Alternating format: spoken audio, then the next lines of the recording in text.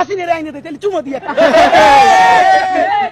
বদমাইশ কোথাকার। আওয়ামী লীগের, খুনি লীগের, জঙ্গি লীগের জন্ম ভারতে, তাদের মৃত্যু ভারতে হয়।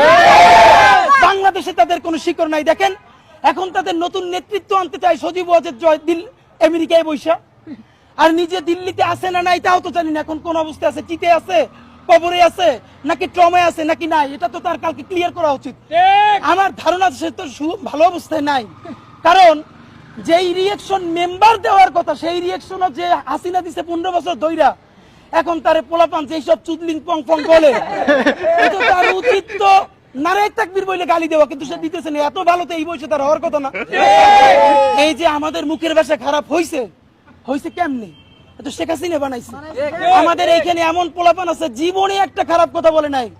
জুলাইয়ের গণহত্যায় রক্ত দেখা, মস্তিষ্ক উইরা যাওয়া দেখা এমন কোন জঘন্য ভাষা নাই সে শেখ হাসিনার ব্যাপারে প্রয়োগ করে নাই, কারণ গণহত্যাকারীর বিপরীতে মাজলুমের গালি হইল তার মহাকাব্য।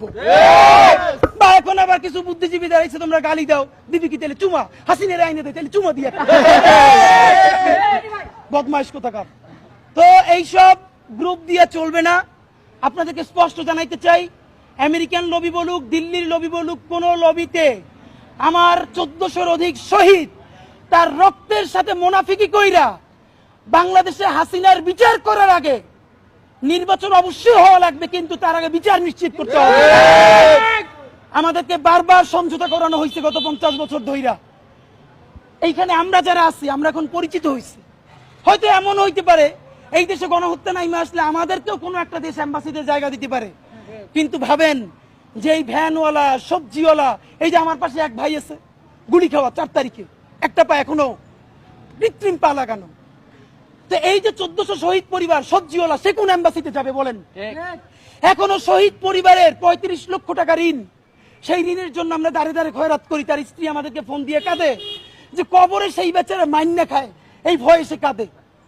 ভাবেন আমাকে ফোন দিয়ে বলতেছে যে তোমার আঙ্কেল কবরে 35 লক্ষ টাকা ঋণ, আমি অসুস্থ হয়ে যাইতেছি, যে তাড়াতাড়ি মাফ না করলে তাহলে তো সে কবরে কি অবস্থা হবে। আমরা সেই ট্রমার মধ্য দিয়ে আসছি।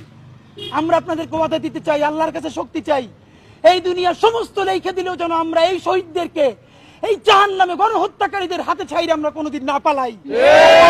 বন্ধুরা আমার,